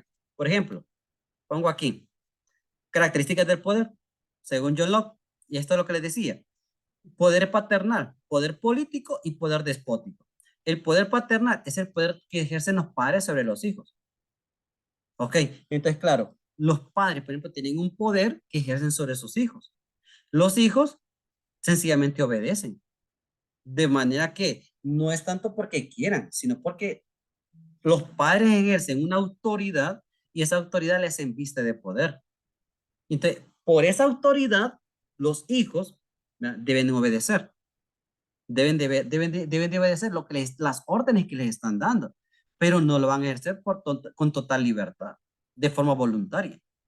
Ahora, pero el hecho de que estos obedezcan, aunque no sea porque ellos estén aquí, como yo nací para obedecer, o yo nací para que me den órdenes. A nadie le gusta que le den órdenes en este mundo. A nadie le gusta que le den órdenes, pero tiene que obedecer. Entonces es un acto involuntario, en que la otra persona sencillamente debe de obedecer. Por eso dice que es algo involuntario, porque no es algo que yo quiera, sino que sencillamente se da. Se da. Y en este caso los padres se obedecen. Ahora el poder político es el que todos los hombres poseen en el estado de naturaleza y al que luego renuncian y ponen en manos de la sociedad. Se les confiere a los gobernantes la facultad de regir la vida social. Yo le doy, entonces ese poder yo se lo otorgo, en el caso político, a un representante. Yo se lo doy. En el caso primero, poder paternal, yo no sé, nadie se lo ha dado, o sea, yo no se lo doy como hijo, sino que ya el padre como tal ya tiene ese poder como tal. Y yo lo debo de obedecer. En el caso del poder político, yo le concedo mi poder, se lo concedo o le transfiero mi poder a otra persona. ¿Para qué? Para que éste pueda ordenar y yo después debo de obedecer. Pero yo le otorgué, le cedí mi poder a otra persona. Y en el caso del poder despótico, esta es otra cuestión. Ese es algo absoluto, es arbitrario, en tanto que permite a un hombre atentar contra la vida de otro. Es decir, yo no le he cedido mi poder, sencillamente lo tomó el poder a la fuerza. Ese poder despótico es un poder que sencillamente yo no se lo confiero. Lo tomó, lo ejerció, no por voluntad mía, sino por voluntad de él o de ella, o de ellos. Un poder despótico. Entonces, claro, no hay libertad. En el poder despótico no hay libertad. Se toma, como quiera tomarse, pero se toma, no me piden permiso. No me piden ningún permiso. Ese es un poder despótico. Ahora, Max Weber Weber definió el poder como la probabilidad de que un actor dentro de una relación social esté en posición de ejercer su voluntad a pesar de la resistencia que se le presente. Miren que aquí llevamos entonces, vamos aclarando más todavía. El poder como tal es la probabilidad. Miren, de que un actor es que una persona, ¿no? Dentro de esa realidad social, disponga su voluntad a pesar de la resistencia que se le presente. Entonces, una persona toma el poder no porque lo haya pedido tampoco. Según Max Weber, esta persona impera sobre los demás. Ahora bien, este poder que una persona tiene sobre los otros, esta persona que tiene un poder sobre, qué sé yo, un estado o sobre un grupo, puede ser legítimo. Es decir, esta persona tiene poder de ordenar de forma legítima. Cuando hablamos de legítima, de forma legal. Es cuando yo le confiero de manera legal que esta persona ejerza un poder. Ejerza un poder. Entonces, aquí nosotros identificamos de que esta es la manera de comprender que el poder como tal es una persona relacionándose con los demás. ¿Ok? Se relaciona con los demás. Pero este va a imperar su voluntad sobre los otros. Habrá momentos en los cuales las personas no quieran someterse a esto. Por ejemplo, cuando a alguien vienen y lo eligen en las votaciones, ¿no? Lo elige uno. Yo lo elegí. Voté por esta persona de manera, ya hablando un poquito de la parte democrática, la democracia, la elección libre. Y esta persona que yo le he elegido, le cedí un poder. Y lo enviste en la autoridad. El problema está que a veces, o muchas veces, sucede que cuando esta persona ya se le otorgó el poder, hace lo que quiere. Y lo va a seguir haciendo aún cuando hayan personas que ya no quieran que esta persona siga. Pero no llegó de forma ilegítima. El asunto está que cuando ya tiene un poder, va a hacer lo que quiere. Va a ejercer su voluntad.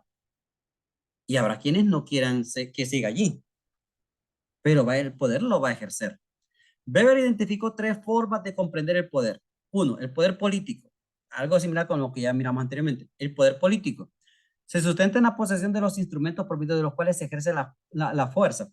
Hay que corregir. Fuerza física. Por ejemplo, las armas. Incluso esto me recuerda, que creo que lo viene más adelantito, y me recuerda a Maquiavelo. A Maquiavelo, que dice que ¿qué es mejor ser? Es que le preguntaban, ¿qué es mejor, ser amado o ser odiado? Y tener el poder. Y él decía que prefería mejor ser odiado, pero tener el poder y no ser amado. Porque si alguien es muy amado, llega un momento en el cual, si le quieren quitar el poder, se lo va a quitar. Pero una persona, no tanto ni odiada, sino que temida, que tengan temor. Porque cuando alguien tiene miedo, alguien tiene temor, no se va a ir en contra de esta persona. Pero alguien que es amado, en cualquier momento le quitan el poder. Entonces, Licenciado, mande. Disculpe, digamos un ejemplo con Orlando Hernández, ¿verdad? Nadie tenía el valor de enfrentarlo para quitarle el puesto. Digo yo, pues no hubieron muchas personas que quisieron estar en contra de él porque sabían de que lo podían matar. Ya. Y fíjense que algo interesante, no solo con esta parte política de este señor, sino de muchos, que incluso todavía siguen. En diferentes partidos políticos se encuentra personas que ejercen este tipo de pensamiento. Es un pensamiento interesante. Y Weber, si se fijan, no está alejado de la realidad. Y con lo que decía Maquiavelo tampoco no está alejado de la realidad.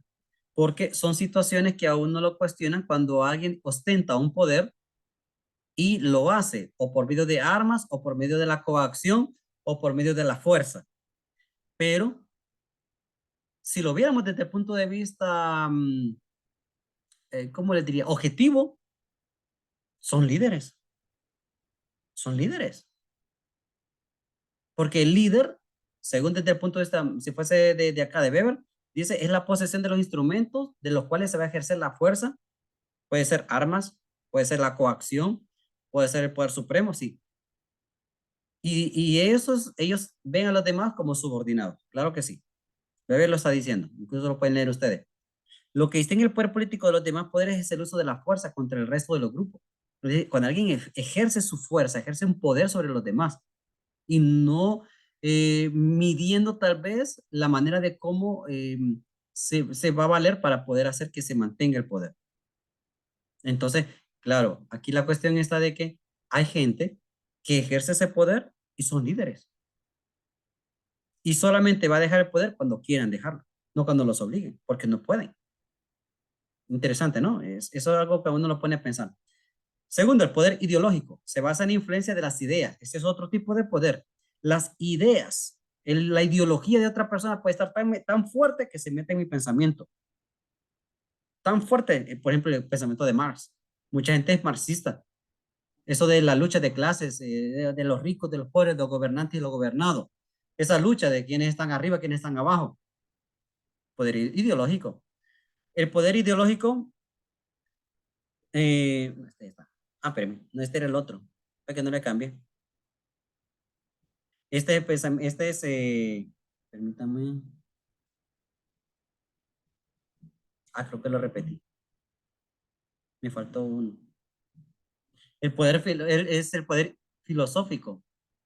Este poder como tal es el que se hace a través del pensamiento, de la capacidad que uno tiene de poder dominar a través de las ideas, a través del razonamiento, a través de la justificación.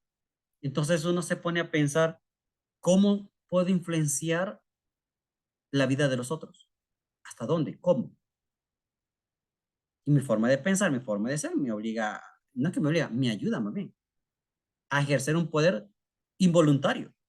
Es decir, yo tengo un poder que las otras personas tal vez no quieran, pero están sometidos y lo van a aceptar. Lo van a aceptar. Bueno, por lo menos hasta ahí llegaremos hoy, para que lo tengamos muy, muy en cuenta. Ok, vamos a ver. ¿Dónde están? Creo que no tengo abierto este archivo. Si se fijan ustedes, ya para terminar, el trabajo para esta semana. El trabajo para esta semana es bastante interesante, ¿no? No sé si ya lo vieron. Voy a compartírselos ahorita. Sí, bueno, ya lo miré. Perfecto, excelente. Voy a abrir la jornalización. 9ª semana. Vamos a hacer un pequeño.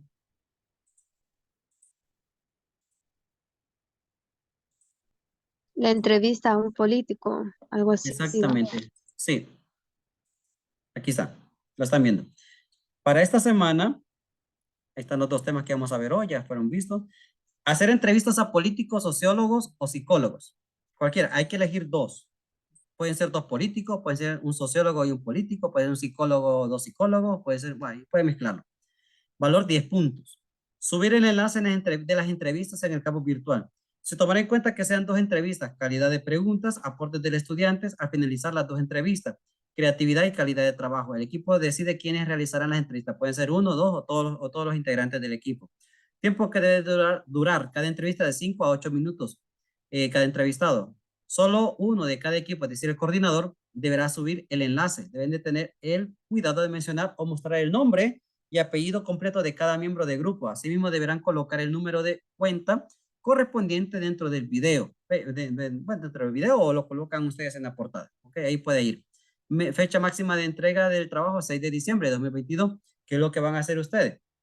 Como estamos viendo el tema del hombre y sociedad, es ver la postura desde la carrera como tal, desde la parte política, o desde la parte del sociólogo, desde la parte del psicólogo, poder investigar, ¿verdad? ¿Cuál es la postura que tienen ellos? ¿Verdad? ¿Cuál es la postura que tienen ellos acerca de si es político? Entonces, ve la realidad política, en este caso de Honduras, ¿ok? La realidad política de Honduras. Si es el caso, lo van a exponer desde el tema del hombre y la sociedad, entonces ver cómo ellos pueden percibir qué es la realidad del ser humano, de la realidad del hombre hondureño, por ejemplo, ¿no? Cómo es la realidad de la sociedad hondureña, cómo ellos perciben la realidad el día de hoy, desde su campo, vuelvo a repito, desde el campo psicológico, entonces cómo ellos ven la realidad del hombre en la sociedad hondureña. Entonces preguntarle a ellos, o sea, ya tenemos los temas, ya vimos los temas de hoy, el hombre y la sociedad y la filosofía política. Entonces, desde esos temas, ustedes lo que van a hacer es investigar, van a ir a hacer esa entrevista, van a formular las preguntas que consideren ustedes necesarias. Esto yo no les doy la pregunta, sino que quiero que las hagan ustedes las preguntas partiendo del tema. ¿Qué es lo que les interesa a ustedes saber desde el psicólogo? ¿Cómo el hombre interactúa, o sea, el comportamiento del hombre en sociedad? ¿Cómo lo ven ustedes? ¿Cómo lo ven ellos? Perdón. ¿Cómo lo ven ellos desde su campo profesional? Desde el sociólogo. Entonces, desde la sociología, ¿cómo se ve el hombre en sociedad? Pero en nuestra realidad, no en el siglo pasado, sino hoy. ¿Estará bien el ser humano? ¿Cómo se ve la relación del comportamiento del ser humano? ¿Cómo se mira el político el día de hoy también? En el siglo XXI, en nuestra sociedad hondureña. Entonces, se trata de hacer 2 entrevistas. Y sería bueno como que sean tal vez un psicólogo, un socio, como intercalarnos. Pero bueno, eso lo dejo a criterio de ustedes. Pero lo que nos interesa ahorita es analizar, investigar, hacer este estudio de investigación. Cómo ven al ser humano, cómo ven al hombre en relación con la sociedad. Desde la parte política, desde la parte sociológica o desde la parte psicológica. ¿Cómo es el hombre? ¿Cómo está interactuando el ser humano entre el hombre, entre nosotros los hondureños? Pero vuelvo y repito, no solamente desde la postura subjetiva, sino desde el campo profesional que ellos tienen, desde su carrera, desde la parte política, desde la parte sociológica o de la parte psicológica. Eso es lo que van a hacer ustedes. Van a formular preguntas, las que consideren necesarias. Mande. Licenciado, ¿y no cree que nos podría dar el chance de ser un poco más espontáneos, de preguntar cosas que en realidad nos interesan saber a nosotros? Perfecto, excelente. Por eso no les hice las preguntas esta vez.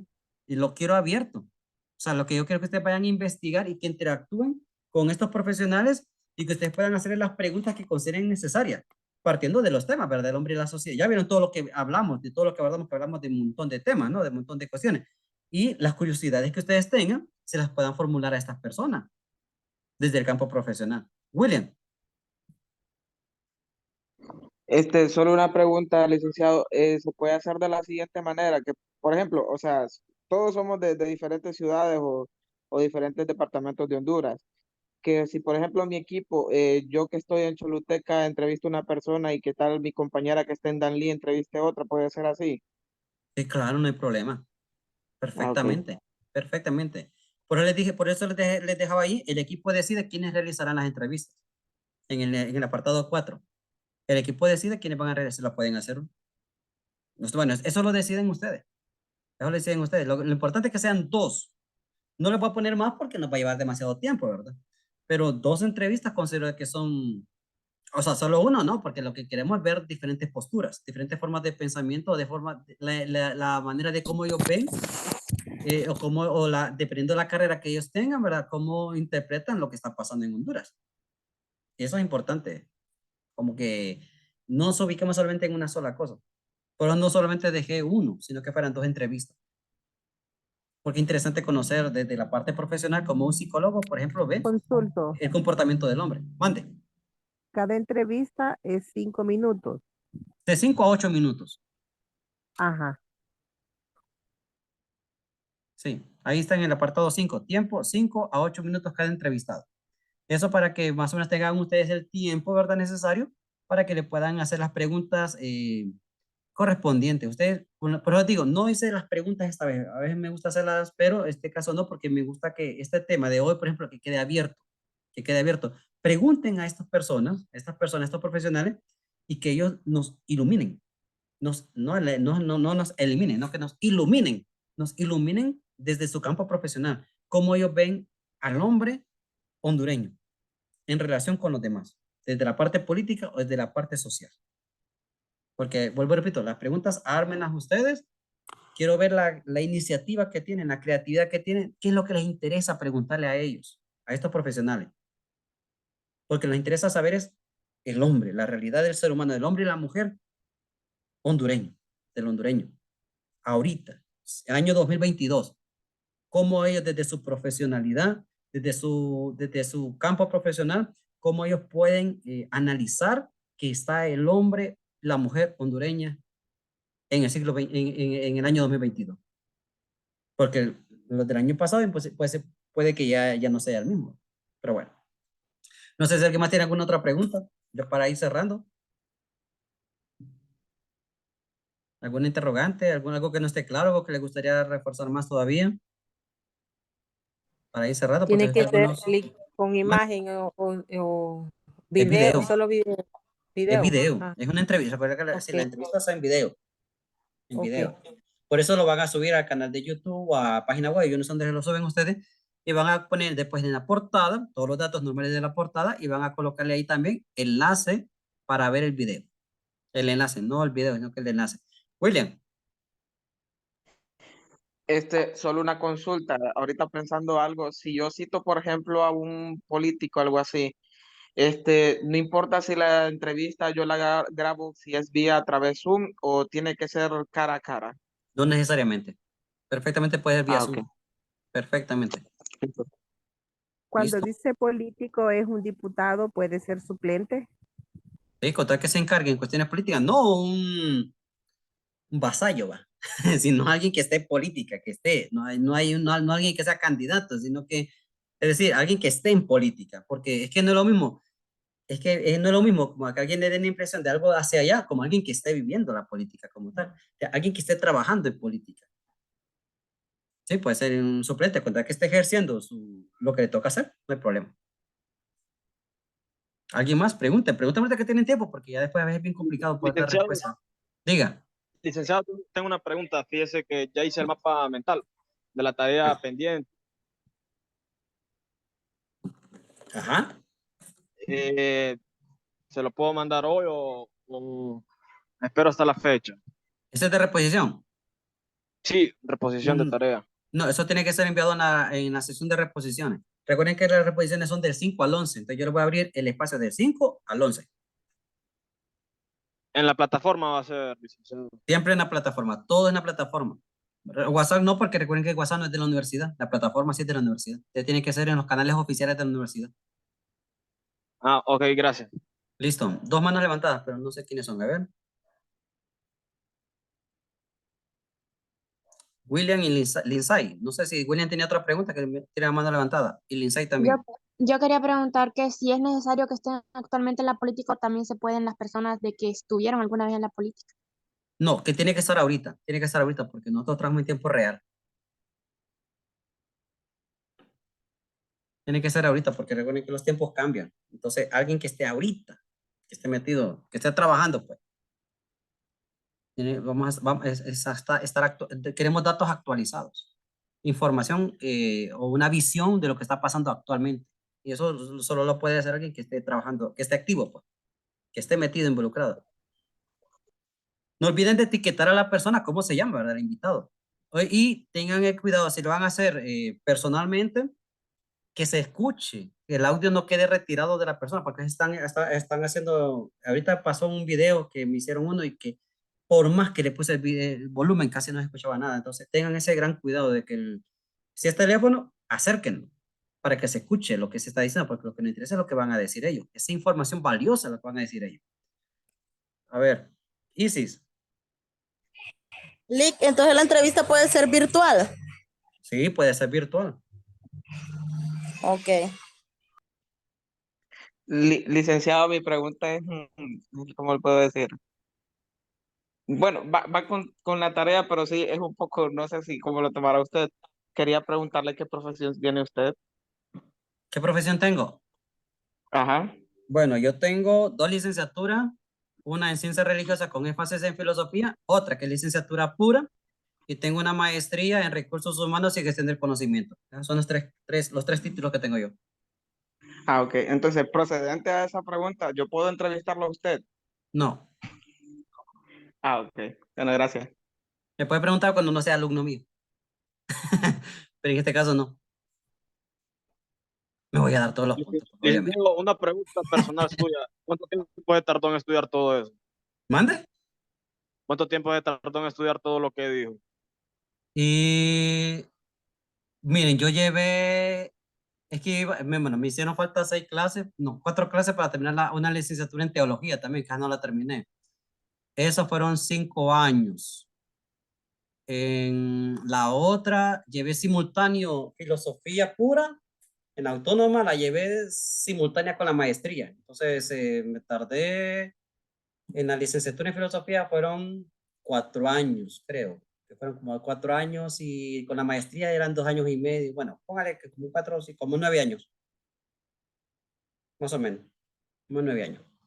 Digamos de que usted aprendió y se sintió capaz para cambiar su mentalidad al momento de terminar las clases. Una pregunta personal, ¿verdad? Siempre. ¿Cómo así? No entiendo. Digamos, usted cambió la forma de ver su vida, la forma de ver cada perspectiva, cada forma de hacer sus cosas en su vida. Sí, claro. Sí, sí, sí. Cada vez que uno va llevando una carrera, van cambiando, los temas a uno le van sirviendo de mucho. Sí, claro, uno no ve las cosas igual. En la medida que uno va sacando nuevas carreras, incluso estoy esperando, sí, dentro de 2 años, espero comenzar a sacar el doctorado. Pero, Dios mío. ¿ah?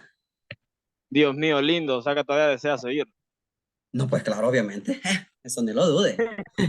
¿Cuántos años tiene usted, licenciado? Yo tengo 15 años. Ah, qué chiquito. Obvio. Estoy en adolescencia hasta ahora, ¿qué le pasa? El entrevistado hoy es usted, ¿verdad, Lick? ¿Cómo? El que está saliendo entrevistado hoy es usted. Sí, mira, lastimosamente nadie le va a dar puntos por eso. No, yo tengo 40 años. Tengo 40 años. Cumplidos. Me imagino que se siente feliz. Obvio, claro, yo todavía soy feliz. Siempre soy feliz. Pero me premian así alegre. No podemos desconectar. Sí, ya se puede ir, no se preocupe. Les va a hacer mucha falta, pero nada, son bromas. Gracias, buenas No, noches. ya sí, ya terminamos. Si no había ninguna otra pregunta. Saludos, Lick, bendiciones.